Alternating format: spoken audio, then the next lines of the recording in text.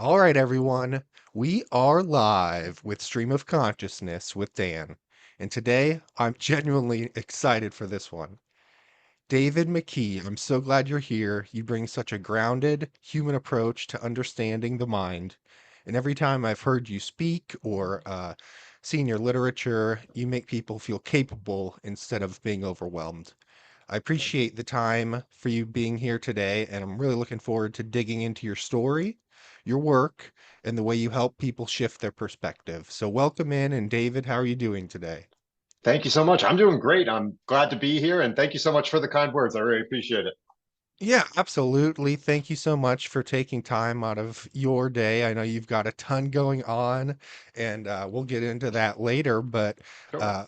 before we kind of dig into the psychology and neuroscience and all of that stuff, I just kind of wanted to get a sense of what you were like as a kid. Like, what were Sure. your hobbies, where you grew up? I don't need a 15-minute autobiography, just some points of kind of what you looked like as a kid. Yeah, sure. I always get joked among my friends that outside of my receding hairline, that I look almost identical to like I did when I was a kid. I had the same face, I have the same reactions to people, and that's always an ongoing joke. My sister posted a picture from, I think I was 8 or 9, and she was 6 or 7. And that's literally, it was, everyone was just like, we already joked about it, and it's actually true. Yeah, like you have not changed at all. So yeah, I look almost identical to what I, just an older version, I guess. Yeah. But yeah, beyond that, I was obsessed with sports growing up. I played soccer, I played baseball, basketball.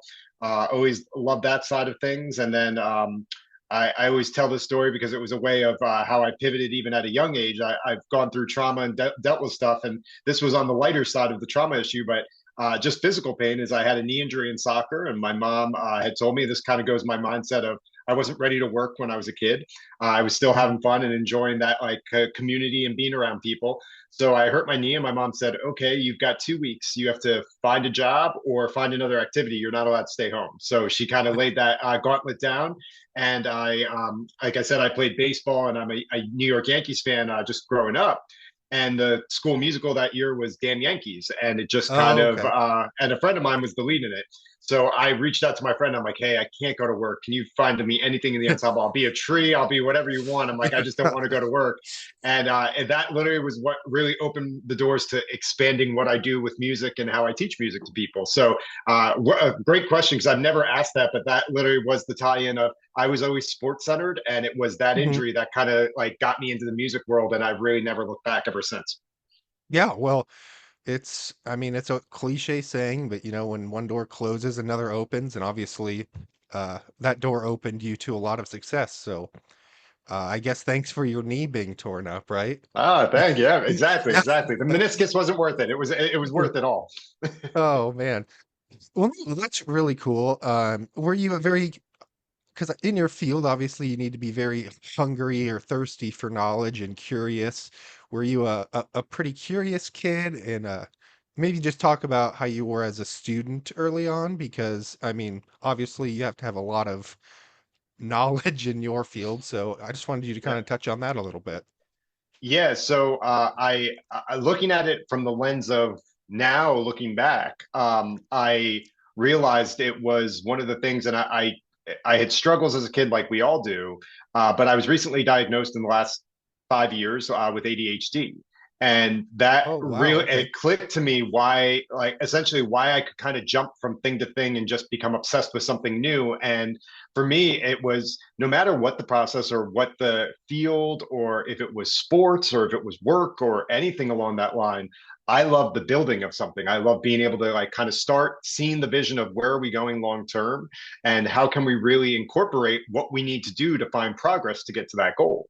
And I go back to, I played video games a lot as a kid. I still do to unwind now, and I would play whether it's Madden or any of the sports franchises, but Madden and like NBA 2K and MLB The Show were the three that I would play every year. Uh-huh. And what's funny is, I really didn't get far down the line. I didn't like simulate or go out 20 years. I know I have friends who would literally do like 50 years of simulations and Yeah. do all that. But what I would do is, I would take a team that I thought could be good, or if it was my team and my team was really bad, I would figure out, I was like, how do we fix it? How do we do everything? And I would literally get the, like, I would be the GM, do everything, and that within like a Uh-huh. whatever that year or two. And I only liked it when we sucked. I liked literally going from bad to good. And then Hmm. once I became good, I was like, I lost interest. I didn't want to keep doing it from that point. So it was always, I love that building side of stuff. And that really, it's funny, like looking back now at that, I'm like, man, that it really makes sense of why I kind of, the struggles I did have and the things that I was good at, that when I was in the Hmm. situations where I could help build something for someone, it really helped. But if I was in the same monotonous thing over and over, and I come from the accounting world, I found out a really hard lesson that within the accounting world, a lot of accounting is repetitive. And if you're with a big company, you pretty much are doing the same exact thing, same routine month to month. There is no Right. difference in your day to day. Like every month, almost every day, you can script that's going to be just like that or very close to it. And I ended up working luckily with smaller companies and got to do more. So yeah, our month end was the same month to month, but then the other 3 weeks was you're working a little bit on management, a little bit on operations with the people. You're Hmm. kind of like all over. So I love being able to work with small companies. I had a couple bosses who looked out for me and really saw what I could do, and they really helped guide me the right way. So yeah, it really gave me that view of man, you can. I love being able to make an impact on multiple levels, not just be kind of stuck to one.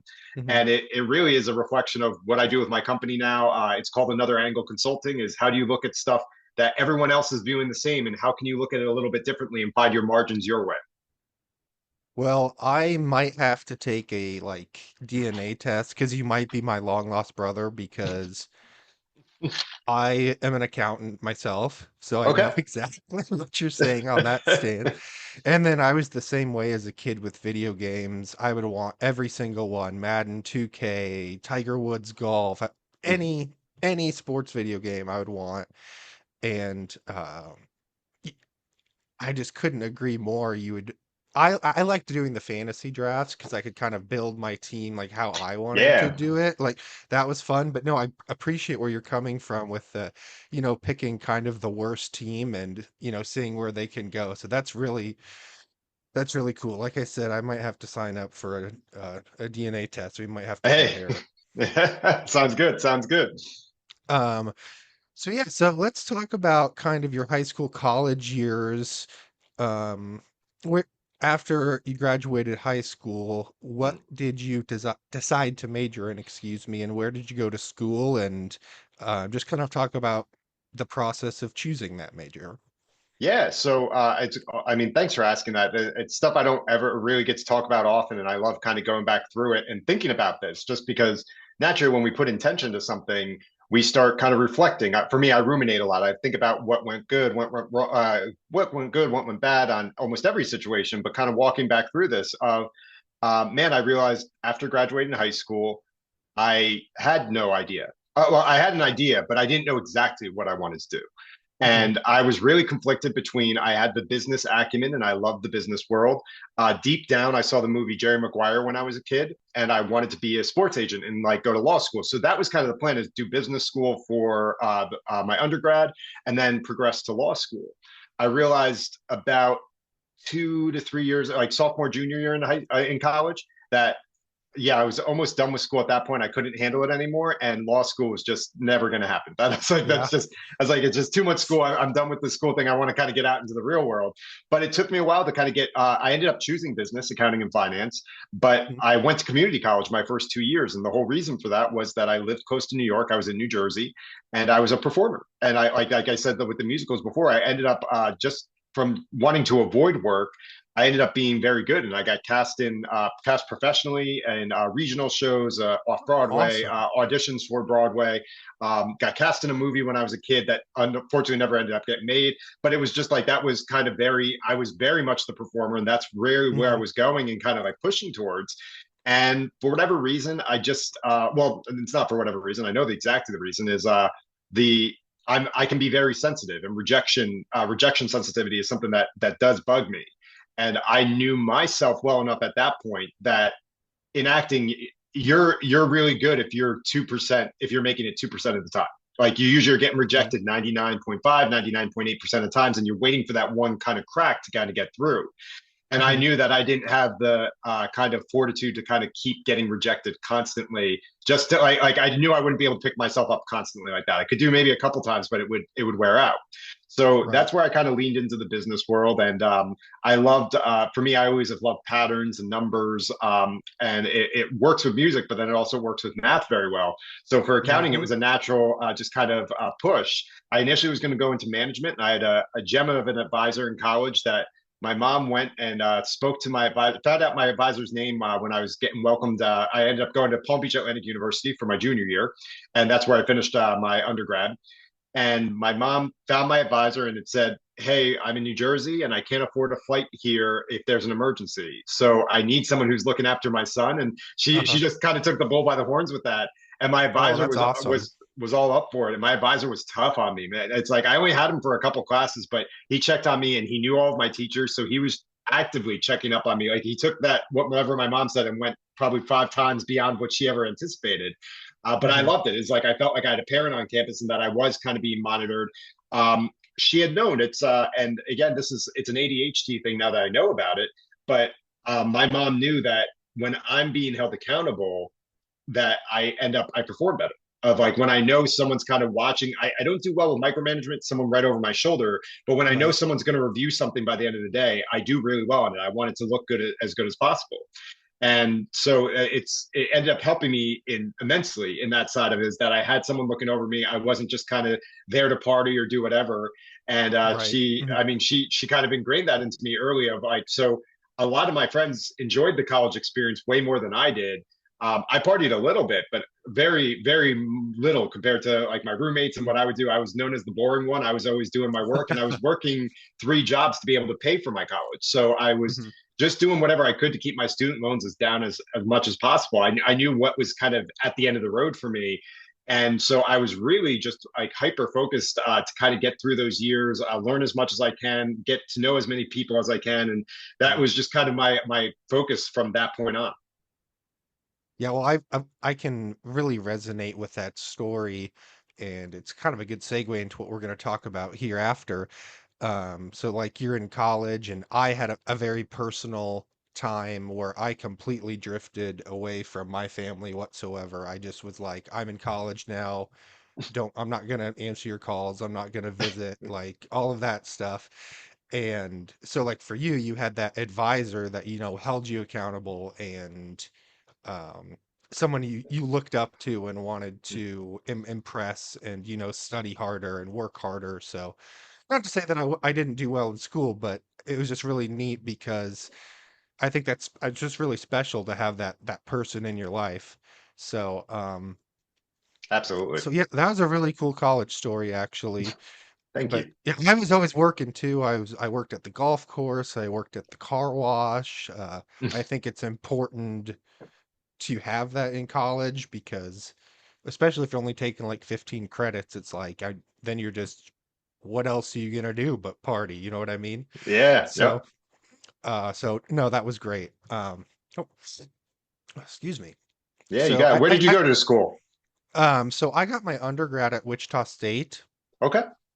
so go Shockers. Yeah. Yeah. And then I got my first job out of high school in Omaha, where I still am today.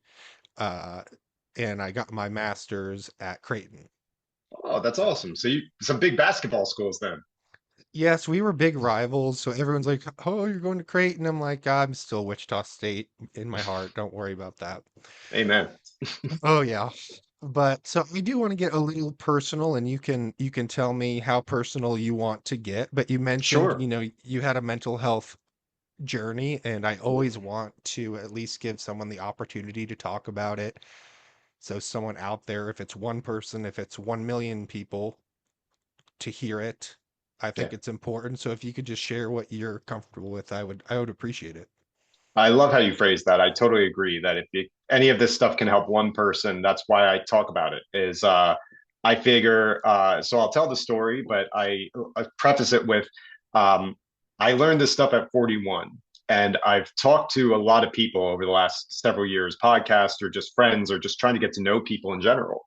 And I've had people who are in their 60s and 70s tell me, I wish what you're talking about now I knew in my 40s. So part of me, like there was this jealous part of me, is I figured a lot of this stuff out, and I wish I knew it in my 20s. And then I realized, man, it's all perspective of how we see it. So when I heard these older people tell me that same thing, I'm like, all right, I got to really live this and spread it as much as possible to let people know. But so the mental health story comes deeply from when I was a childhood. It dealt with trauma early on. My dad was a Methodist minister, and Okay. at the time it was in the 90s, 1990s, and he cheated on my mom. And in the church at that point, it's I know infidelity within a marriage or of a pastor.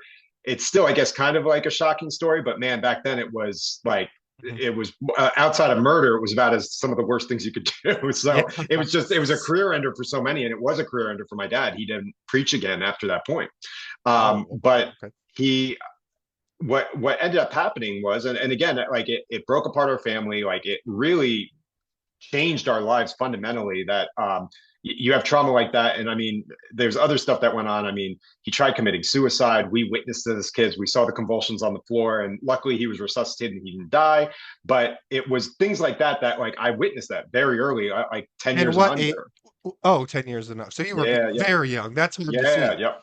Oh yeah, it's I mean just anything. You all you notice that at that point is someone you love was there, and then you naturally just go to the question of why didn't they want to be with me? And I took that, and that's how I dealt with it a lot as a kid. Oh, I see. Of Uh-huh. you internalize it. You think why wasn't I good enough? Like why would Hmm. am I not good enough for myself that my dad wouldn't do that? And going into psych and neuroscience, it really changed my viewpoint on a lot of that because I really got to this framework of in life we don't really usually intend to hurt other people. It's very rare that people are making decisions and that is their focus. I want to hurt this person. It's usually more so you're backed into a corner and you are really stressed out and have a lot of anxiety, and in that moment you make a bad decision. And in general, I mean, you're talking about the sports side of things. Is I always use this as an example. I'm a big basketball fan, and during COVID, they did the bubble in Disney for Oh, that yeah. title that year. Hmm. During those season or during those bubble games, there were guys who were shooting 60% from 3 point, which is unheard of. Yeah, 40% is right. Yeah. fantastic. Hmm. And the only difference was there was no crowd. That without that factor, like guys were shooting 20% better. Like that's how much a crowd can inhibit and like just get you stressed out or out of your mindset of like what you're doing when everything is flowing. So stress obviously has an impact, and I always like to share this with other podcast guests to kind of reiterate the point. So and it's not a trick question. You don't have to like come up with like I would say whatever your gut reaction is like kind of go with it. Can you Right. name me three really great decisions you've made when you've been really angry or really stressed out? I mean, ooh, I mean, not really. Yeah, yeah, good, I good. mean, So, no, uh, you, I mean, not good decisions. I mean, I've yeah, probably, I've definitely made decisions, but not good ones. yeah. So on the flip side, can you name 1 to 3 things that, and you don't have to get into them specifically here, but just like that come to mind? Can you think of the 1 to 3 things that you regret when you were really angry or upset or in that state? Things you said, text you sent that you wish you didn't send, anything Oh, along that line? absolutely. Yeah, absolutely. I mean, yeah, sending things to friends when you're like if you're going through an argument with your spouse and you're kind of Yeah, not talking to her, so you're lashing out at someone else who has nothing to do with it, like things like that, yeah. or just hurting other people, not physically or anything, but No, hurting no. other people where it's, not even their problem. Exactly. So what I essentially learned from all this is that we're in a heightened state. We're in a different chemical state when we're angry, stressed, react. Our brain is literally in a different mode completely. For other people, as like most people know, we're like 90 something percent of water is what makes up our bodies, our composition. So if that is a majority of what is in our body or what we're made of, if you take a stainless steel pot and you're boiling water for pasta, and before you boil the water, you've got the stainless steel pot and you've got the water. If you look down, you can see your reflection. You can see essentially through the water from the stainless steel kind of reflecting back to you. So obviously, I'm getting really granular here, this end on the That's science okay. side. But the reason is when you boil the water and it is fully boiling at that point, you don't see your reflection anymore. The chemical of the water is taking a different chemical Oh, state. wow. That's us when we're angry. So it was something that I was able to frame back to my dad of he was really in I mean he was in over his head financially. He made some bad financial moves, thought he was going to get a promotion he didn't get, and then he had 3 kids and a wife at home who wasn't working. And he took drastic measures, and it got to the point where he was so stressed he thought, and this is how sad it was, that I talked to him after the fact. We reconciled after years, but he had said he truly felt that he was more of a benefit to his family dead than alive. And anyone who's thinking in that frame of mind, it's awful. And Hmm. like I wish, like that's where I go back to, is like I wish I was where I was now and could have helped him as a friend, or whatever the case was, that be there to have someone to talk to. And I just use the example because I know it happened to my dad, and my dad didn't have that close friend or anybody that he could talk to who would just say, like, hey, this is not a good decision. Let's think of something else. Let's work together. He got so down in his, and he dealt with manic depression and bipolar, and that got diagnosed after the fact. So a lot of this was not his fault. And that Hmm. was the things that I learned in the bad ways, that mental health can really have that type of impact. And on my end, like I said, I learned years ago I had ADHD, and I realized, man, some of the things that I've reacted to too quickly, impulsively, which are the ADHD, some of the ADHD triggers I deal with. I look, I'm like, man, I wish I was more kind to certain people or more patient with certain situations, because I can kind of get in a mode where I'm just all work or all focused, and anything that breaks that focus, man, you're going to think I hate you, and it's not the fact at all. It's just me.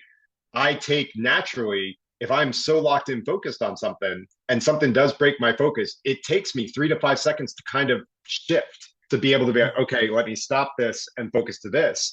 And if you look at my eyes or my face during those 3 to 5 seconds, it looks like I am so perturbed or so angry. And Yeah. it's like, and it's hard for people, if they see that from someone, they internalize that. They're like, oh, they don't like me, or whatever the case Hmm. is. And that's where I say I wish I had more patience, because, I've never felt that towards them. I've never hated anybody. I've never really been angry or like just want to take something out on someone. I'm really blessed that I go to sleep every night, and any bit of anger that's kind of there kind of dissolves. I've always had that. It's just been something internally for me. I'm glad I don't hold on to that as much as I do. But yeah, it's just one of those things that I did have little bits though of, like, whether you're talking about if you get stuck in traffic or somebody cuts you off. It's really the frame of it was where I got the frame for my company name of Another Angle Coaching. Is I had a mentor ask me, he's like, have you been cut off before and you just lose it? Like you just start cursing, like you're like, what the, like you just start going what you could have lost or what could have happened. Hmm. And my mentor asked me, he's like, all right, he's like, Dave, have you ever been looking at your phone unintentionally when you're driving, a text message pops up and it's really important and you just naturally go? And he's like, do you think you ever did that? And like, he's like where you shifted and you're just like, oh my God, like you're so scared, you feel awful. Someone's beeping at you, probably cursing at you. And you're like, I put my hands up and I'm like, I'm so sorry. Like I should, like, it was literally that broke my, whatever, my attention in that moment. Hmm. And he was just like, have you, and so he asked me that, and he's like, have you ever actively tried to hit someone with your car just because you're pissed off? And I was like, no, that would be really just unhinged and Yeah. kind of out there. And he was just like, that's majority of people. He's like, that's like 99, 98, 99% of people, is no one's trying to do that. So if we can have a Hmm. little bit more patience for people, the problem is that we deal in a society that's so high cortisol. Everyone's very stressed out, on edge about almost everything, whether it's financial, whether it's personal, whatever they're going through. Society's kind of bred this very high cortisol life, that anything that kind of disrupts us, disturbs us, or triggers us, it has an exponential reaction, and we're much angrier than what we really should No, that was one. There was so many good examples and great information in there. And before we get into further detail on Another Angle Consulting, I definitely wanted to ask if I could use that analogy of seeing yourself in the pot of water, when it's not be. boiling, Yeah, and of then course. because I do a segment each Friday called Fridays with Dan. It's just an 8 to 10 minute segment where I just kind of reflect on how my week went. It could be as simple as watching a basketball game or whatever. And I always like to have a point of reflection, and I think that's just such a vivid analogy of, what your brain is looking like in that moment. Like that was Yeah. it really stuck with me because uh well, just for example, it's gonna make me sound like I'm crazy. No, it's not gonna make me sound crazy, but so we were at the grocery store yesterday, and at the cashier, and we were checking out, and my wife and I have separate bank accounts, so we always just split our bill in half. That's just what Mhm. we've always done. and it was this older gentleman. I mean, probably like he at least looked 80. I don't know if he quite was, and Mhm. had no idea what he was doing. And I was probably a little bit too rude and was just like, okay, I'm just gonna pay, this. So it's like, I guess what just simple advice would you give to someone in those moments? Because we all have those moments. Yeah. So it's something that really changed me on a lot of this is trust me, I still have if I get cut off, and this is like a great way to kind of like push it out. So if someone cut me off, I'd say 5 years ago, 4 to 5 years ago, I would have been cursing, angry, probably for the rest of that drive or majority of that drive. I would have been on edge or just like it ruined whatever that next hour, couple hours, maybe day Mhm. was. We all get like that. We all react. And for me, I like to, a game changer for me was learning it's okay to react. The game where you can really differentiate yourself and what we all have control over is how fast do we get back to cool, calm, and collected? Because, like we said with that whole water analogy before, we're in a different state when we're angry like that. So, how can we get back to where we're not boiling anymore? And Mhm. it's one of those things that I was very I'm a very I think I can figure everything out right away, and I get frustrated when I don't. And I remember a mentor when I had asked him like, hey, like I'm getting better. I know like I could see the clear. I don't get angry for as long anymore, but I was like I still get angry, and I always took that as it was black and white. And if I'm getting angry, I'm doing something bad. And he had said it's okay to feel what you feel. He's like he's like, how conceited are you, Dave? And I was like, I don't think I am, but like, what do you mean? And he shot back and let me know that it was more so the fact of it's like going to the gym is what he kind of told me. He's like, can you just go and bench press 500 pounds first try? And I was like, well, no, that's like, you got to work up and do that.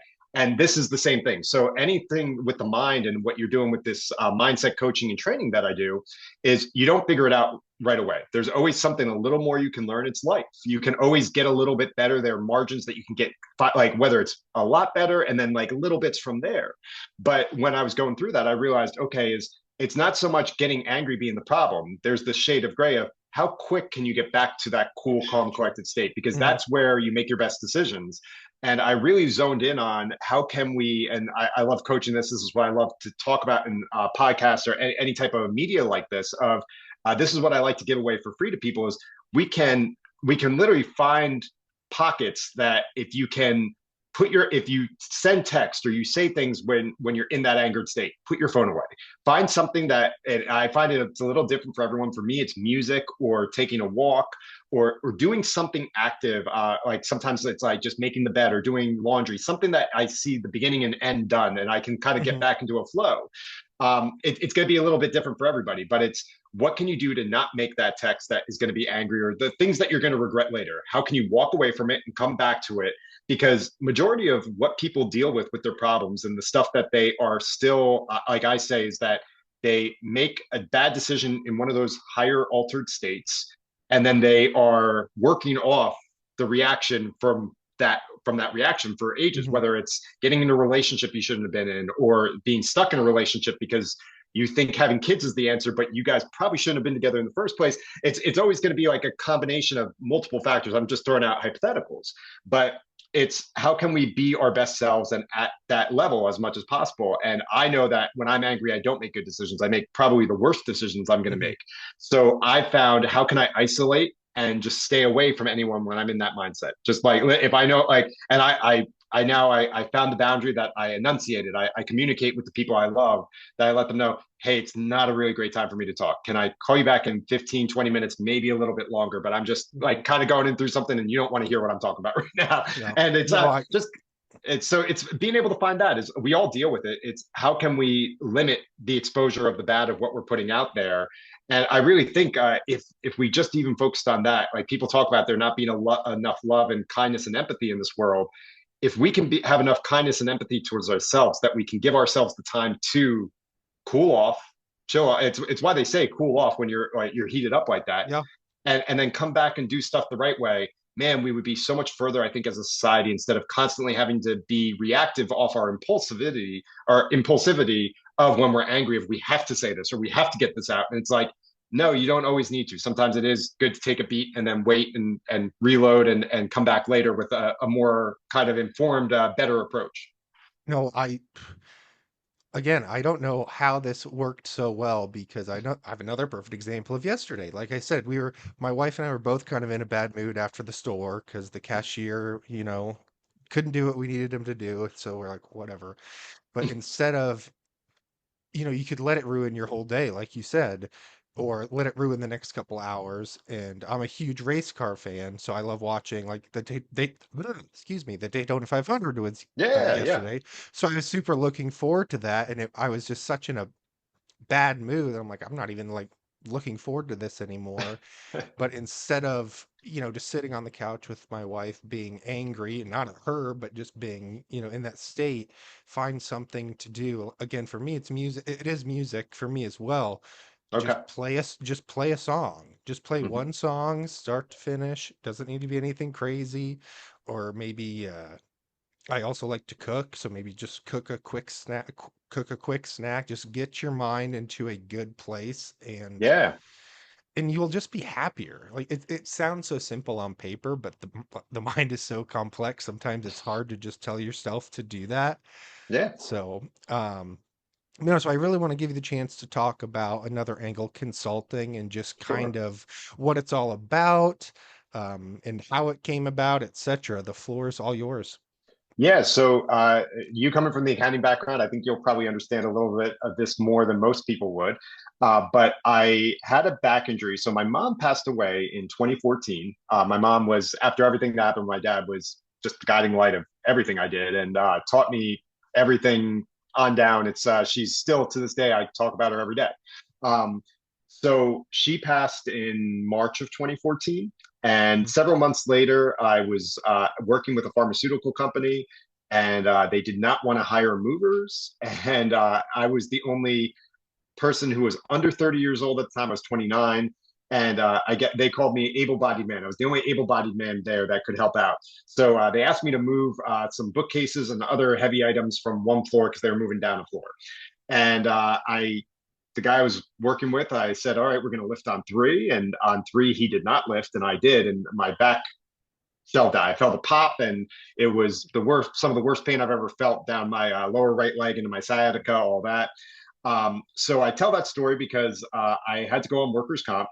And 48 hours after that happened, I started my own consulting company, Another Angle Consulting. That it came from that. I always loved that Another Angle to view stuff from that, and Mhm. it rings true more now than ever. I can't like at the time I was just picking a name that I thought really reflected me, and as I look back, I'm like, man, I was like, I couldn't have picked a better name after doing this now for 12 years or just about 12 years.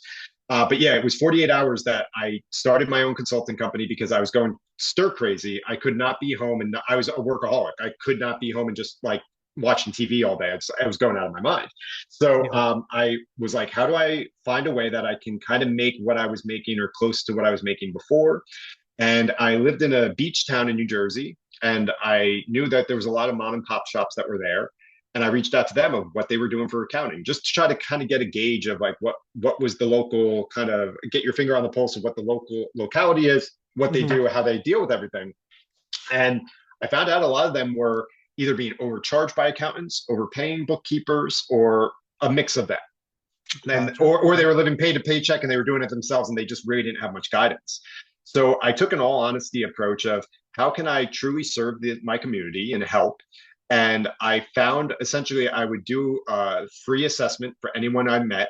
And I let them know, honestly, I would review their bank statements, how many transactions were coming in a month, how much maintenance they were doing, did they have a month end close, all those kind of basic questions you go through. Right.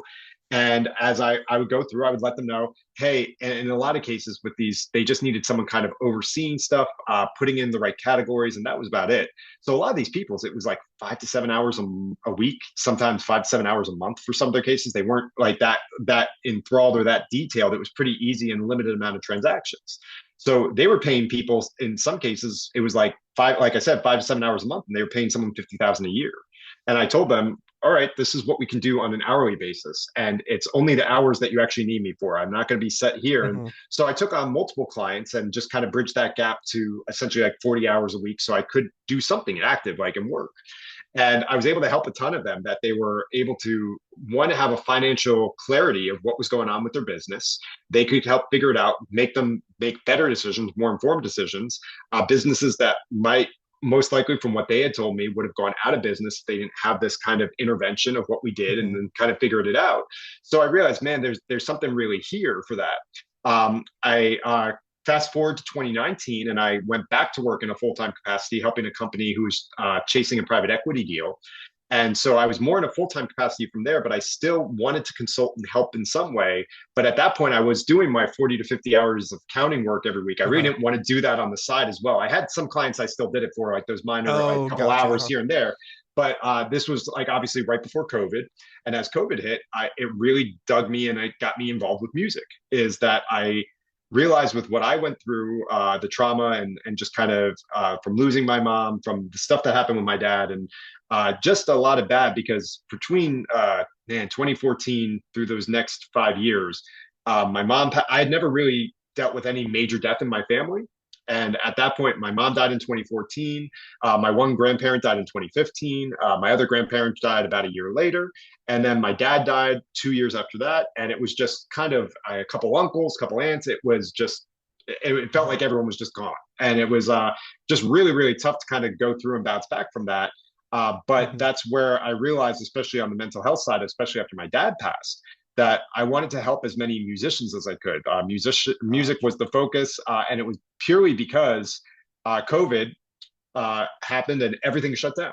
And if we remember and we go back to that, musicians, their life blood is coming from being able to perform live and being able to have that experience. And a lot of them, it's like people, they're just making ends meet by performing in bars every week or like multiple times a week and just being Yep. able to do that. And that just all went away. So I really wanted to reach out any musician that was dealing with mental health and or writer's block. And that was what I took my consulting and started doing from that period of like 2020 to 2023.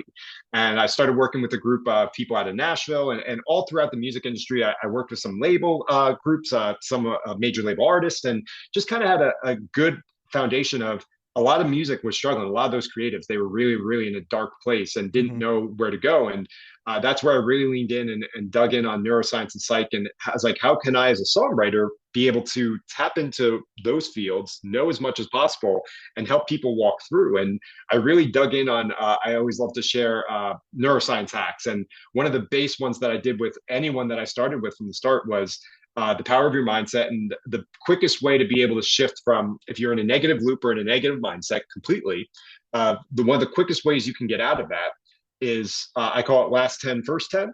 And it's the last 10 minutes before you go to sleep at night when you start really getting tired. Like I'm talking 10 minutes before you're about to like lay down, when you like hit that moment, if Oh, you're watching gotcha. Yeah. TV or doing whatever, and you're just like, oh Hmm. my God, I'm so tired. I got to go lay down. When you hit that, your brain is entering or already in a partial theta state. And same thing is when you first wake up, when you're still a little groggy. Is it's the first 10 is your still brain is still in that partial theta state, and those are the strongest that it's going to be while you're awake. Otherwise, your theta is very strong while you're sleeping. But it's the cool thing with the theta side is it's very you're prone or suggestible to your subconscious. It's they say it's almost like you're talking directly to your subconscious, or you can. And that's why, if you ever remember those kind of examples growing up of, they say, when you first wake up, go into the bathroom and look in the mirror and say, I love yourself, or like say your positive affirmations. That's where it's coming from, is you're in that theta state. So if what I would start doing with people is I was like, all right, start thinking of how everything could go right. Whatever's going wrong, like let's talk about it. But in those last 10, first 10, the negative doesn't exist. Like just in that window, that negative doesn't exist. How is everything going to go right? What do you want to accomplish? How do you want to get there? And that's what you're feeding your brain right before you go to sleep and then when you sleep. And what I found, and I think it's a real big societal issue that people don't even realize, we have something in our brain called the default mode network. It's kind of when you check out and you're just kind of on autopilot. You don't really realize, it feels like you could look and like hours could pass by and you didn't even know. And a lot of people, it's like they get it when they play video games or something like that, that you start and you think you've only been playing for 30 minutes and 4 hours is gone. Yeah. That's just like where, when your brain and or when your body's in that default mode network. And the coolest thing about neuroscience that I've learned is that a lot of people, majority of people, in my opinion, are essentially their bodies are running the show and their brain is along for the ride. And life gets really pretty great when you can make the flip of that. when you realize that your brain is really in control and can dictate to Hmm. your body what to do, how to react, and what to do. So a lot of those negative reactions and those visceral anger type of reactions, that's your body running the show and your brain along for the ride. And then your brain thinks about it later, like, oh no, I shouldn't have done that. And it's just one of those things of how can we put ourselves in more situations, let our brain control. And the biggest thing is just noticing it. Like the fact that you were bringing up those situations from yesterday, you actively notice it. Most people, it takes them a while to kind of like lock into that. So Hmm. when you are noticing that, or when you realize that, realize, okay, it's okay that I felt what I felt in that moment. Don't beat yourself up over it, but how can I get better quicker? How can I react faster and be in more of a frame of mind? And a big thing that I've found that helps me kind of bridge that gap is asking yourself the question when something angers triggers you, because angers triggers usually it's coming from, and this is the psychologist side of, I don't want to overly like just throw the psych side of it, but a lot of it is like if something really bothers you and triggers you and gets that reaction out of you that like you have to respond or you have to do something, it's usually something from your childhood that upset you, and it's that same familiar feeling, Hmm. and that's what you're tapping into of why you need to respond. It's your inner child like screaming out for help. And it's how can you kind of tone that down? And the big thing that I found is asking yourself, can I control this or can I not control this? And it's being okay. And this, it takes a while, and it's why people call it self work. Being okay with what you can't control, letting it go.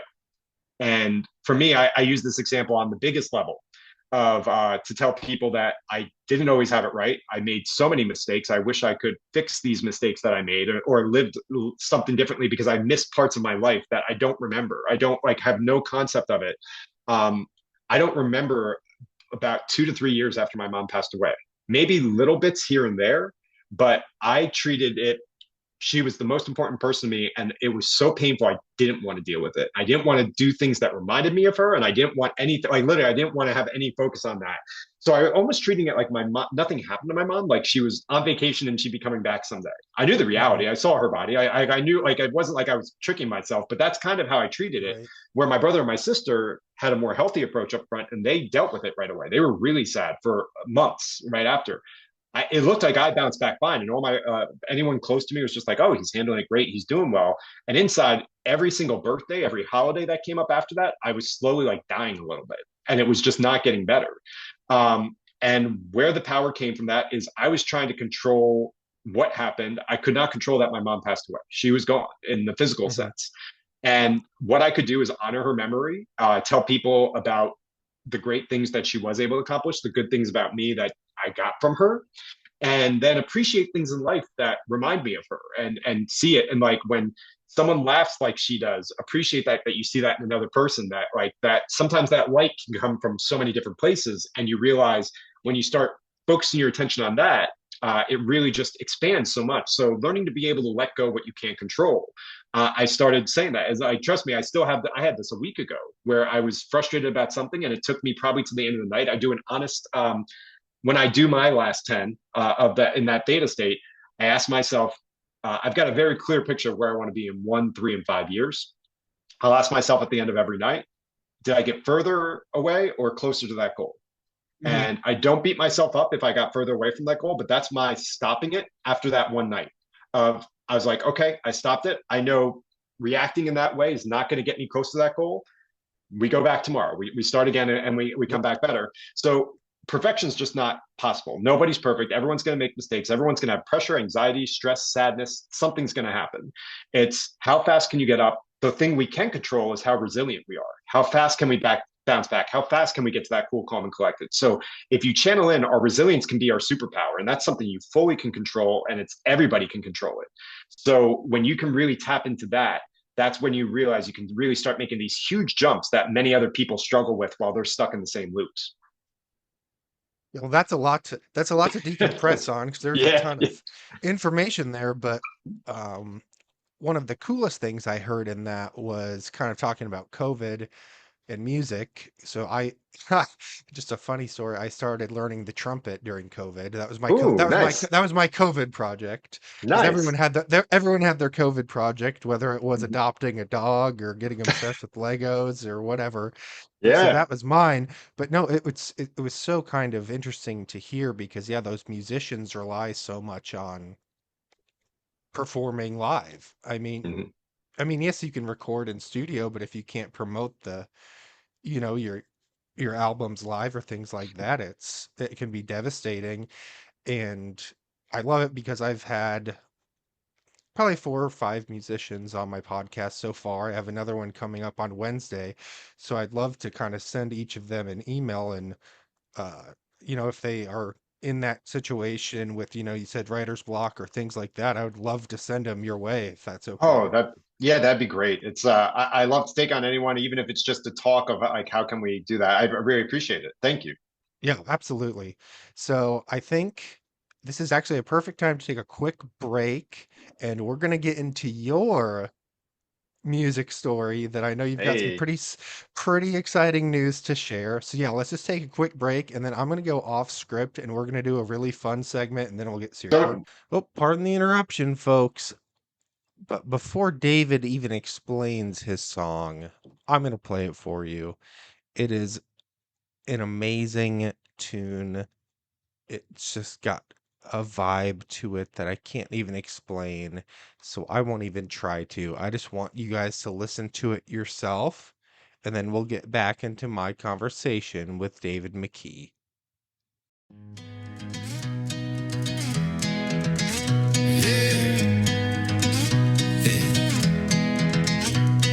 Your side of the bed's been cold for 3 weeks now. The goodbye kiss still burning on my mouth. I drive past your mama's house at 2 a.m. hoping that your car ain't parked there with him. The bartender don't even ask anymore. She slides me a double when I walk through that door. Now you're riding shotgun down some back road in his beat up Chevy where we used to go, making memories in the spots we claimed as ours. While I'm stuck here counting exit signs and empty hours, you're moving on, painting over what we had.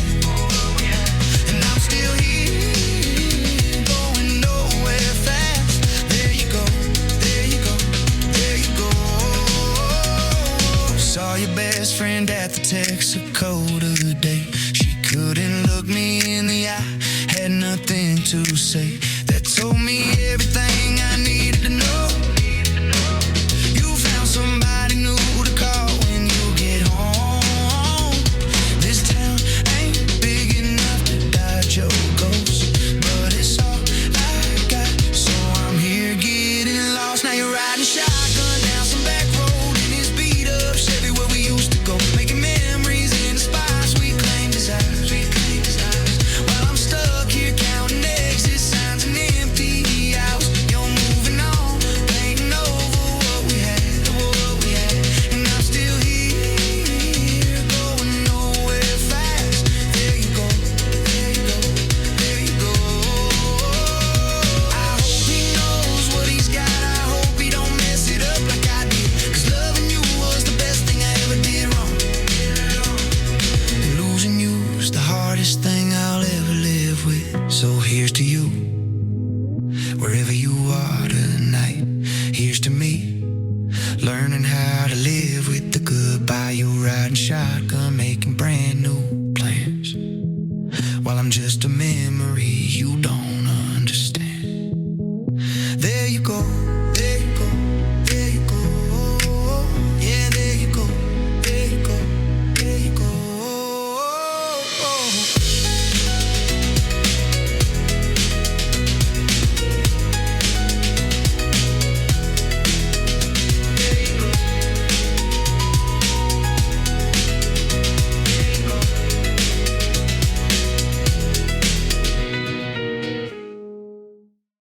Well, welcome back, everyone. We have David McKee here, and he has some pretty cool news to share. David, what have you got for us? you got it. So in 4 days, which we're recording this on 2/16/2026, on February 20th, this Friday, my first single, There You Go, will be out on all streaming platforms. Please check it out. It's a mix of country, pop, hip hop. It's never not quite the direction I ever intended to go, but man, it's I had a couple of songs come out on the countryside, and I went to college, like we talked about, in South Florida. So I really never heard much country music until I went to Mhm. college, and I kind of got a little bit of the hook of that it's some of the twang still isn't fully for me. I'm not. I say I'm not that southern. I'm not. I come from an urban kind of atmosphere, so that's where you'll hear some of like the hip hop, and the hip hop's more on the drums, percussion side. But I've Uh-huh. always been a big fan of guitar work and like a cool, catchy guitar thing. And then so much of the lyrics and the personal side of it, it's like I wrote a song recently, and it will be on my album coming out this year. That's for my mom, and the emotions that are behind it. I feel like, I mean, the slide guitar that's usually only used in kind of country music, you Hmm. hear the emotion coming off of it. So I've got a thing where, man, it's an opening of the slide guitar, and it felt like, for me, it felt like an actual music representation of tears just coming out of just like hearing that emotion and that sadness in the moment. Hmm. So yeah, it's I just got hooked, and the album is going to be songs I wrote for other people. I've been a songwriter and a ghostwriter for the majority of the last like 15 years. I was an artist, like we talked about, when I was in musical theater and in my late teens, early 20s. Blew out my voice, did not handle things the right way, and I really didn't have a desire, and it was never kind of the goal to be an individual artist. But as I started kind of making some of these demos, I had some very close friends who are like also from Florida who I met in college. And I know that they're big country music fans. So I told them, like, I'll send them my demos because I'm just like, hey, am I on the right track here? Am I just fully off? Because I know it's just not Hmm. my main source of music or what I usually listen to. And I literally had two of my friends who are very close and have been so supportive. And usually it's like, you need to fix this or you need to try that. And they both responded the same way: was, you need to write an album, of like, you need to, like, this Oh, is like, wow. you've hit that point. And so yeah, it's a lot of music that I wrote for other people when I was doing some work out in Nashville, and I wrote a couple new ones that are just kind of focused of what I've been thinking or what I've been going through. And yeah, if you like kind of what I'm talking about on this side of being able to find yourself, find the ways to better yourself and become the best version of yourself, that's what this album's all about. Oh, well, that's awesome. I cannot wait to listen to that single. Heck And yeah. I always like to remind people, all my listeners, just the power of music, whether you're a performer or just appreciating it, because music legitimately saved my life. And so it always holds a special place in my heart. But I like that you were talking about the slide guitar because you can really you really bend those notes Yeah. and the chords and things like that. It's really sweet. And I'm just a music. Maybe I have music ADHD. I don't know, but I started playing it's the Native American flute. Ooh, okay. That's So awesome. it kind of looks like a recorder, but Hmm. it's just in pentatonic. So it's like it's actually really easy to play something that sounds pretty because it's just in a key and you can't really screw it up. Okay. But you can like bend the notes like if you put your finger like three quarters over the hole or one quarter of the hole. So that's kind of what it reminded me of with the slide guitar. Hey, So nice. so that was neat. And so yeah, like I said, we're gonna go off script and play one of my favorite games. It's fun and quick. It's just called Mount Rushmore. We're just All gonna right. riff back and forth, name our top four. It doesn't even have to be top four, just kind of your four that you're really into right now. So I'll let you go first. I'm gonna put All you on the right. spot. So are we talking, I just want to make sure I've got the rules right. Are we talking all time or It can who be I'm like all time, into right now? all Okay. All right. time. All right, we'll go all time because that's those are definitely my influences and where this stuff kind of comes from for me. So I'll start with Dave Matthews Band was the man. Okay, I can get into that. Yeah, yeah. I mean, a huge fan of. I mean, they get classified as the jam band, but it was going to those concerts that I realized. So I don't. I can read music slightly. I was in band. I played the saxophone. I was in honors band. So like I can read music to that Mhm. extent. Writing music like that, I can't do per se. It was always I could tell you what the melody was, or I could be able to get stuff out and just say, hey, could you play this? And it sounds like this. And so I always had a vivid idea of what I wanted to say, but I couldn't actually get it out. And I went to a Dave Matthews concert and found out that every show is different. You're never going to see 100% the same show. They jam, they do something a little bit different. And that's now how I actually create is that I will start with a basic chord progression and I will literally do a jam for an hour or two when I'm creating. And I think of every possible, I'll just hear where that chord is going everywhere where my brain is going ideas. It could be one measure, it could be literally a chorus, it could be a verse, a bridge. And that's how I create of just like hearing something over and over again. I'm like, all right, then I would do this, then I would go here, and then I would do that. So this album that I just made alone has probably 4 or 5 songs that came from one of those jam sessions. And I truly thank Dave Matthews because I didn't know you could create like that. And it took me going to one of his concerts that they were just having fun and riffing. And that's usually where your best ideas come from. So it really, that's what I channel when I am in writer's block, that I just jump in and try to come up with as many creative ideas as possible. Heck yeah. No, I was already excited to listen to your album. Now I'm really excited if there's some Dave Matthew influences on there because Oh, yeah. yeah, they're just their instrumentation. It's just beautiful. You Yeah. can't even put it into words. But so I'm only 33 years old, but I'm kind of an old soul. Okay. The first vinyl I ever got was Blood on the Tracks by Bob Dylan. And Okay. so I think Bob Dylan has to be on my Mount Rushmore. I hate when people say like he can't sing or things like that. I'm like, yeah, I mean, he's not Celine Dion, but his songs are so powerful. They can be politically powerful, they can be socially powerful. Like the song Hurricane, Oh, yeah. um, just such a powerful story. He's a poet. So yeah, Bob Dylan for sure is on my I Mount love that. Rushmore. Yeah, it's if you, I don't know if you ever caught it, but Dave Matthews has his live track series. On one of the live tracks, it's all his essentially like we'll randomly select an album from one of their live shows that they did that year or that tour, and he covered Hurricane, and it was Oh, wow. I knew Bob Dylan very well, but I didn't know the song Hurricane until Dave covered it, and it's really just kind of opened up my world to that whole angle of everything. So Yeah. very very cool. Bob Dylan's the man.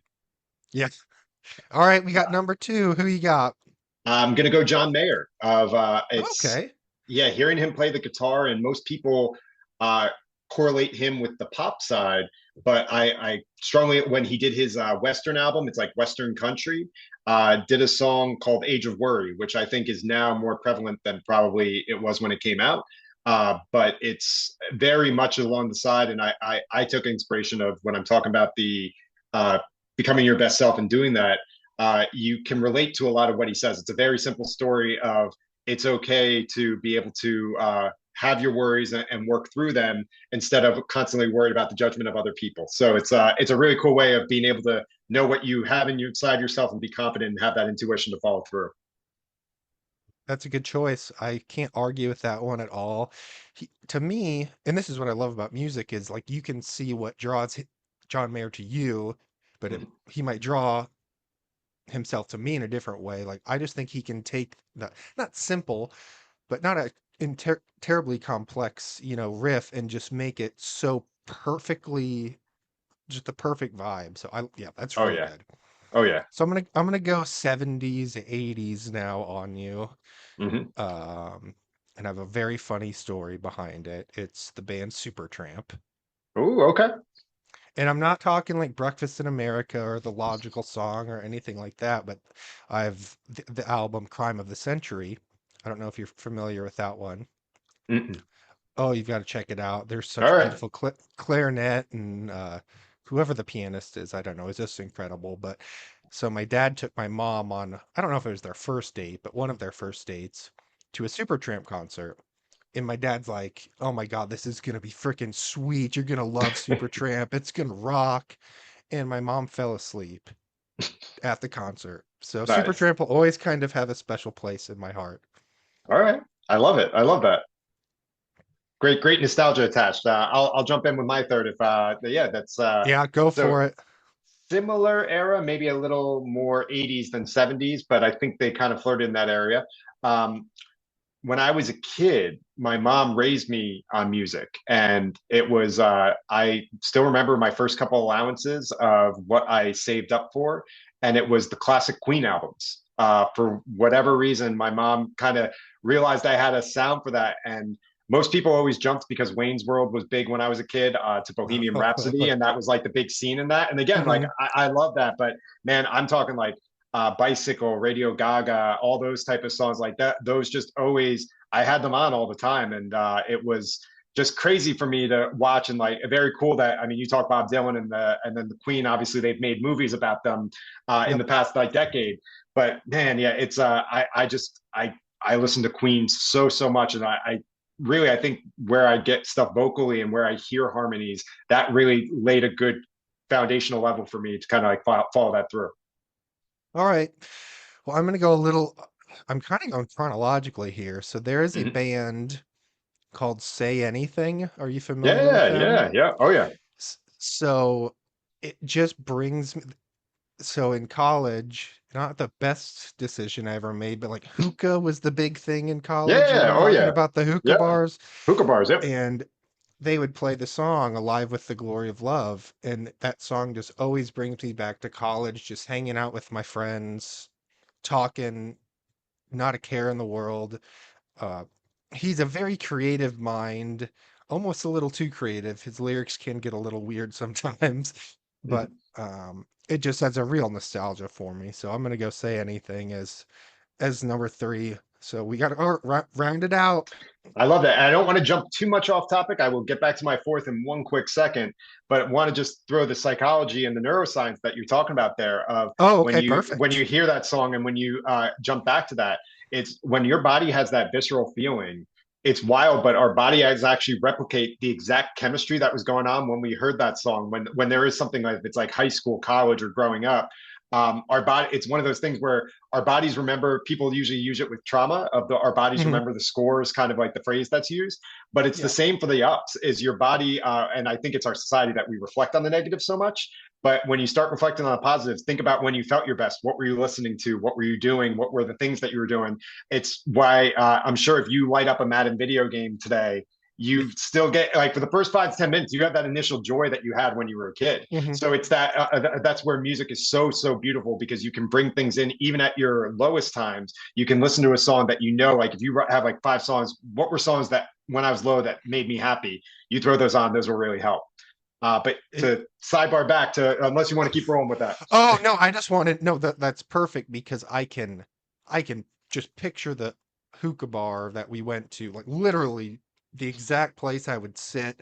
It was a Middle Eastern gentleman that ran the hookah bar, and he made like these sandwiches, and so like I can smell the sandwiches when I'm listening to that song. So that's great that you brought that in. I really appreciate that. Yeah, it's one of the things I love to tell people use that, like have that saved. And like I'm telling you, if you're going through a rough time or just a period or just anything, test it. Listen to that song and like watch how you naturally become like you still may be a little bit miffed or upset about whatever's going on, but you're not as much. It's like literally you're bringing. It's one of those things where people talk about frequency. You're naturally raising your frequency because you're bringing back to one of your happiest times. Hmm. So I'll Oh close man, mine that's out great. and I just have to give him the credit because I won't say I was his biggest fan musically, but I would not have started making music if it wasn't for Michael Jackson. Pop music has always just been a lot of people will write it off and that it's just not as much or not as artsy of what you're doing.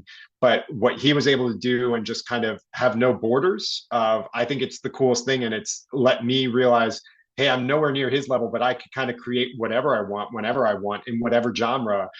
Sometimes we are better at certain genres, but he was just one of those guys that no matter what, his voice went with everything. And I mean, it's like I always like to tell the story. I think it is. Trying to think of what song of his I'm blanking now. It's on the Thriller album, but one of the songs with the heavy electric guitar that it was Van Halen is playing the guitar on it, and he's uncredited because at Oh that wow. time, if it was known that Eddie Van Halen was doing the guitar for Michael Jackson, it would have been an issue. So he did it uncredited. I think he did like the way the story or the urban legend goes is I think he did it for a 6 pack of beer or something like that. That he essentially just played the guitar over it. But that's kind of where it was. And but I love the fact that Michael Jackson didn't care, but he also respected him for making that decision. I'm pretty sure it was Eddie Van Halen. Google it. I may be wrong, but there's some famous guitarist who did one of his songs. And yeah, I'm not trying to throw you off in the moment, but it No, just you're kind of fine because now I'm it. interested. Yeah, right. But yeah, it's just it shows that so many of the time people think you can't go into something, or if you go too pop, that you're selling out or you're doing anything along that line. Um, Pop music is what attracted me into country, and that's really where my album came from. Is that I knew I could write good pop music, but I didn't know if I should and music or country music was really the gateway to be able to do more emotional pop music instead of just kind of the bubblegum pop that you hear on top 40 stations. It was just beat it. I was, Okay, okay, there you go. Yeah, beat yeah, it. All right, yeah, it beat it. all right. Yeah. Oh man, I cannot wait for this afternoon when I'm just working and hanging out and listening to music now. I'm pumped. Heck yeah, let's go. So my final one is it's a band called Jack's Mannequin. Yeah, Have you yeah. Oh heard of yeah. it? Yeah. Hmm. Again, very powerful just story for him in general. He was diagnosed with acute limb it was some sort of leukemia. I don't Hmm. know exactly which one, but so that's just an incredible story in itself. And I mentioned kind of music saving my life. It was one of their songs. Oh wow. So have it tattooed on my chest, right over my heart. So yeah, that band will always hold literally like the biggest place in my heart. So yeah, I I could love sit here that. talk to I could talk to you about music all day, but I do want to get to your book, and Yeah, I'm glad we did that segment though, because that was really fun. absolutely. I had a blast. But I do want to get to your book because I can't wait to purchase a copy and read it. Thank you. So just talk about um, the inspiration behind choosing to write it because it's a very big undertaking. Yeah, yep. So yeah, just kind of talk about what inspired you to do it and what it's all about. It's a really interesting bookend because the way you started the pod is, I'm going to say, more or less kind of exactly what you said. I went with the mindset of, or I went going in thinking that if one person reads this and it affects their life positively, then it was worth it. I'm fully aware of like who am I or what am I doing and Hmm. why should someone be listening to me? And I get that. It's on that end, but essentially it's a mindset book. It's called Navigate the Noise, and it was what I've learned of things that you can control, what you can't control, neuroscience hacks that can help you in your everyday life. Um, and the reason in the call why I wrote it was I realized that, especially post COVID, coming out of those last couple of years of the very end of like lockdown and then into kind of us going back to almost kind of pretending like it never happened or whatever the case was. Hmm. And I realized with a lot of people that attention spans had severely gone down from where they were prior to where they are now. And I say it now, like do the test with yourself on Instagram or TikTok or whatever your social media choice is if something doesn't grab your attention, it used to be like 30 seconds of like, if something Right. doesn't grab your attention in 30 seconds, then you're lost. And now it's like 3 to 5 seconds that Oh just wow. because like, essentially since we got the cell phone and all that, because everyone got used to Instagram reels and TikToks and YouTube shorts or whatever the case is. And if it doesn't grab your attention right away, you're swiping to the next one. And that really does have an effect on what you look at and how you react to stuff in real life. Are Hmm. you going to then communicate with someone if you're out in social, or after a couple seconds of being a little uncomfortable or by yourself, are you going to go to your phone and start just looking for the cheap dopamine fix that way? So it was walking through, not telling people. I'm big on never saying what you can't do. I'm not Hmm. anti-phone. I'm the first person to say I'm on my phone. Probably still too much. I've still limited it, but there's probably more that I can be doing in that aspect. But so much of what we do is just tweak cheap dopamine, whether it's binging a show or if it's doing whatever. And it's an act of escapism of you're not comfortable with where Hmm. you currently are and you're trying to essentially find cheap dopamine. And something that I think has gotten lost in society is delayed gratification. When we were kids, you just can't be handed all the candy you want or you're going to be sick. You're going to have like an issue. Like it's like your parents are looking out for you, even though that you might throw a temper tantrum because you didn't get exactly what you want in the moment. Yeah. But then it felt really good when you did end up getting it. So that is something that I feel like a lot of kids are losing because so many kids are being handed cell phones at a very young age. And Hmm. they're from their experience with cell phones is everything happens with that. And I also like to use the video game example. If you played the video games like that I grew up with, I know there's a little bit of an age gap. We're like 8 years apart, but I think it's probably you're closer to me than most like kids who would be at the 20-year old Right. gap. Like, so I played like Sonic the Hedgehog and I played Oh GoldenEye yeah. and I played like all those like adventure and like games where Final Fantasy was a big one of like, if you died, you went back to like you had 3 lives. And if you were done with those lives, you went back to the beginning and started over again. And it was that constant of restarting, building, figuring out what you did wrong and doing that. And then you got to the end and you beat it and you got that delayed gratification of, man, that felt great. Now Hmm. games are really designed of if you don't win, then you just everything like you could just skip back to where you were before, or you could have save points and you could have stuff like that. Like save stuff didn't exist when we were growing up. That just Right. like Like it I'm wasn't. thinking of games like Skyrim. I'm sure you're familiar with Yeah, Skyrim. yeah, Like yeah, you're yeah, like, well, I just got beat by this dragon for the 97th time, but I'm right back here and I can try again. So, yeah. and I And really now wanted to Oh, I was just gonna say, I really wanted to Yeah, riff off a point that you made on the phone sure. thing, because I talked to um, another person similar in your field, and he gave a suggestion on your phone to turn it to grayscale mode. Hmm. Is there any, just I just wanted your thoughts on that because I tried it and it is very difficult. It makes Yeah. so yeah, so I just wanted to get your thoughts. I didn't mean to put you too much on the spot, but I No, figured no, you'd have it's a so what is grayscale mode? I don't overly use it, so I'm not quite well, aware of it. and so like I said, I turned it off because I couldn't do it, but there's a Yeah. setting, and we can talk about it offline. We don't need to get into Yeah, the no, you're good. details. But so it's I mean, there's no color on your phone. It's all just, shades of gray on your entire Ah, phone. okay. So All right. regardless if you're scrolling through Facebook or TikTok or Instagram, it's all grayscale, so there's no color. And so I Yeah. guess how would that kind of affect your brain? Does it turn it off more or stimulate it less? Or I guess how would you describe that? It'll make it work harder. We associate stuffs with colors and constantly. So just a very quick reaction. Obviously, I don't know it all that well, but that Mhm. is something that will make your brain work harder and like actually look for the right answer instead of auto assuming because you see a certain color or whatever the case is. It's that old they call it like the red car theory or anything like that. And it's so essentially it's activating your reticular activating system, your RAS in your brain.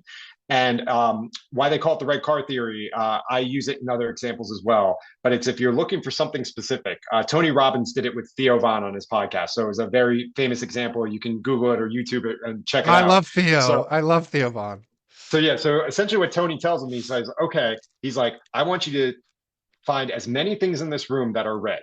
Look over. He's like, red, red, red. Anything that you could be red, you look for it and find it and let me know how many that you get to. And so Theo's like, okay, after about 10 seconds, he's like, all right, I'm ready. And he's like, okay, how many blue items popped up? And he was like, he got so thrown off. Oh my And he was just gosh. like, okay. So it's literally it's a take on what our brains do. So if you Hmm. are looking for something, you're going to hyper focus on it. You're going to look at everything it is. And even to an extent that sometimes we lie to ourselves. And what Tony uses as the next example is he's like, I'm sure there's some shades of brown that you kind of said, well, that's red enough, or that's cherry Hmm. wood, or that's whatever. And Right. literally Theo was like, yeah, that there and there. And he's like, your brain is looking for that reward that you want to find more red stuff. So you start like pretending, oh, well, that's close enough. I'm going to count that. And you Yeah. go through that. Oh, And that's interesting. that's what a lot of us do in life. And that's how we're viewing is you think that you're looking on that end of it. And it's more so of how can we have more of an open scope. And I talked about cortisol before, and man, we should do a part two because I could talk about this stuff forever. Um, but with cortisol is, and why I bring that as an example is when we're stressed, our cortisol spikes, and that's where people talk flight or fright, however you want, anxiety, sadness, depression, any of those feelings. We're in that elevated. We have elevated cortisol, and when you have elevated cortisol, I like to use the example of when we're growing up, and if you're in English or history class. And everybody's taking their chance of reading their own paragraph of it's jumping person to person. The teacher's randomly calling on people, Hmm. and you lose sight of it for about 5 seconds. And just so happens that's when the teacher calls on you and you are looking at your page and you're only looking at a small port, but everything, the vision becomes so small because the pressure's on and you're really like stressed out. So that's your Hmm. flight or flight mode activated just in real time. And anytime we're feeling stressed, that is in play. And essentially it narrows our focus is you're hyper focused on whatever you think because you feel like you're in danger. Your brain is Hmm. responding in that way. So why I say get back to cool, calm, and collected when you see exactly what's happening and you know you're going to be called on and you're ready and you're prepped for it, you see the entire room. You're not stressed about that little thing and you're not hunched over. You're not into that mode. You actually can see everything. So, what I love to do on my coaching side, it's part of what the book brings out. And it brings out this example as well of how can we eliminate more of the noise or navigate the noise, as the book is called, and lower our cortisol so we can see more of the room out there. And why I like to say that is I fully believe that our best selves and the opportunities that our best selves will attract and bring about in our life are all right in front of us right now. We're just so narrow focused that we can't see it. So Hmm. do the work, get your cortisol down so you can see everything and you can jump on those opportunities. Oh, well, it's just like everyone who's not watching the video, my brain just exploded because it's just filled with just amazing advice. Just yeah, so I love that. So Thank you. where can everyone buy the book at? Sure. So it's going to be coming out. I think it's in April. We're in the publishing stage now. I'll make sure to get you an advance copy. You don't need to buy one. But Oh, yeah, that should be out in April. And like I said, the song coming out on February 20th. So it'll be a lot of releases for me this year. okay, awesome. So everyone, please be looking out for that. Um, I mean, just if when you're listening to this podcast just for an hour, probably hour and a half, imagine reading an entire book and all the knowledge you can get, and just make yourself a better person and make our community better. Because if you're a better person, you're going to make each other better, and that's kind of what my podcast is all about. So, I love that. well, I appreciate you talking about your book, and I kind of wanted to expand just a little bit more on just the emotional landscape of society today in regards to mental health, Yeah. because I am a chronic depressive. I've been diagnosed with chronic depression since, geez, probably 18, 19, something like that. Hmm. And for a long time, I was not comfortable talking about it. I felt like it was not a disability per se, but I felt like I'd be judged and people would be like, "Well, why are you so depressed? You're a straight A student. You have a great job. You're pretty decent at sports. You're music." Like, I felt Yeah. like I just couldn't talk about it. And I feel like it has shifted a little bit. So I just kind of Hmm. wanted your thoughts on that because again, I want to make sure all the listeners out there, if you are struggling, whether it's depression or in your case, ADHD or ADD or dyslexia, things like that, Yeah. Hmm. to not make it your weakness and that there's help and support out there. So I just kind of wanted your thoughts on Yeah. that. Yeah, so I mean, I'll share with you what I did with my ADHD is I still do this daily. I fine tune what works for me and what doesn't work for me. There are certain things I need to have a strict kind of bedtime schedule and go to sleep at the same time, just about every day, every night. Hmm. Otherwise, I deal with awful insomnia. And it was like, so I dealt with a lot of these symptoms that I was having, and it took me actually putting my intention and my focus on it and figuring out, okay, where are the patterns? Where like when I have Hmm. awful mornings, it's usually because I stayed up late, whether 2 nights prior, and then I couldn't fall asleep normally the next night. And it was just Right. finding like what works for yourself within that moment. Um, and yeah, I mean, it's thank you for sharing what you went through. I mean, it's depression. I firsthand I saw just how awful it can be, and I it was the hardest thing to explain, and that one of the harder things I had to deal with in life that I wish I could have gotten through a little bit more. I know I mentioned I did reconcile with my dad, but he struggled so much with his depression, and I knew when he was in his moments because I would go months without hearing from him. Otherwise, I was talking to him like 2 times a week, but then I Hmm. would just go months of just no contact. And I did whatever I could to tell him repeatedly there's no shame. There's no problem. I was like, I'm here with you. Like when you need, like if you're going through your worst, I don't want you to think you can't talk to me, and I only want to talk to you when you're feeling good. Hmm. And he kind of tricked himself into thinking that. He thought that it was such a weakness and it was such a problem that he couldn't show that side to him, which made it something that is incredibly horrible and isolating and scary. Even scarier, he made it even more isolating because he just blocked everyone out. Anytime he was feeling any moment of it, he couldn't talk about it. And I saw what that did to him and how it ripped him apart, and it forced him kind of maybe even into some of the bad decisions that he made. Hmm. And I made that my point from that point on to kind of say, hey, I didn't know I had ADHD at that time, but it was now that I do, I talk about it just because I'm like, man, if it could help anybody, I don't see it as a weakness at all. It's truly like a superpower that I've been able to focus and figure out what I can control. And it goes back to like what we were talking about with that before. What can you control and what can you not? And when you can't control something, let it go, surrender it. Like you can't, that you have no dictation to over what's going to happen with that. Fine, I let it go. And Hmm. those are the things that I realize I become less upset or less triggered over because I've already let go of it. It's got no reaction to me. So it's when it has that. But yeah, it's being able to, if you are dealing with one of those things, find someone you care about and talk about it. I can tell you more than ever, especially the cool thing that's happening with mental health is more people are willing to talk about it and more friends are willing to listen to it, friends and family. Hmm. So if you do think you're alone and you can't talk to someone, find the 2 or 3 people you're closest with and try to have the conversation about it because it is such an awful thing to handle alone. I've done the isolation thing. I've done where you're just crying alone in the dark and you have no semblance of what day, what time, or what's going to happen moving forward. And I'm glad for those moments to some extent because it really kind of shaped who I am now. But I also get where that is such a danger zone for so many. So for me, I realized I'm never going to be in that spot. I let all my friends know, hey, I'll be offended if you're going through something like that and you don't talk to me. Like it's like I was like I'm not trying to guilt trip you, but I'm just letting you know, like if you're going through that, you've got an ally, and we can talk about it at any point.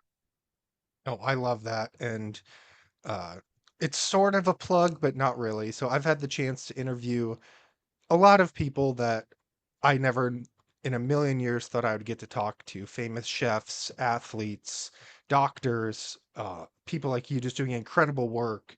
And just for everyone listening out there, for every single interview I've had, somebody goes through something. It may not be to the level of ADHD. It may be something really, really serious, and or it could just be dealing with the loss of a parent or something, but everyone goes through something. Trust me, I've experienced that firsthand. It doesn't matter, like I said, who it is. It could be a famous musician, a famous athlete, um, and um, just heed David's advice because people will listen. I promise, people will listen. There are resources out there for you. So how can people support your message, whether it's through your website or on social media, or what's the best way to spread the word of what you're doing? Yeah, so my main source, I don't use a ton of social media, but the one I am most active on is Instagram. So it's at David McKee 84, my name and 84 at the end, as well as at Another Angle Consulting. You'll see a mix of what we're doing, clips of old podcasts that I've been on, as well as the music and releases that we have coming up. Some plugs for the book that'll be a little bit more heavy as it's coming out. But yeah, feel free to reach out if you're going through something. Let's have a talk. If it's something that you're looking for coaching services or songwriting, any of those type of services, let's start the conversation. And especially if you are feeling down and you want to start the conversation about that, sometimes it is easier. It's the saddest thing, and I want to change that in our society of um, the fact that I used to think it was easier to confide the worst things that happened to me to a stranger because they would have less judgment than someone who cares Mhm. about me. And I want to really change that. The people who are around you and care about you, they want to hear it and they usually want to be there for you. We just have to be open to allowing them into that. And it's vulnerable and it's scary and it can be some of the harder things. But yeah, I love that you shared what you shared. I appreciate it. And yeah, man, it's you're doing the right thing by talking about this more. Well, thank you. I appreciate it. And so again, David, thanks so much for being here today. I learned so much. It was a thoughtful conversation. It was an important conversation, and just the way you break things down, and I can see it and hear it in your voice, just the heart you bring to what you do. So I loved hearing about your journey, your book. Was surprised about the whole music thing, so that was cool. So I'm excited for that, and just the way you help people reconnect with themselves. So for everyone listening out there, check out everything we've talked about today. Thank you for spending this time with us, and we'll see you next time. Please take care of yourselves and take care of each other. Thank you so much, Daniel.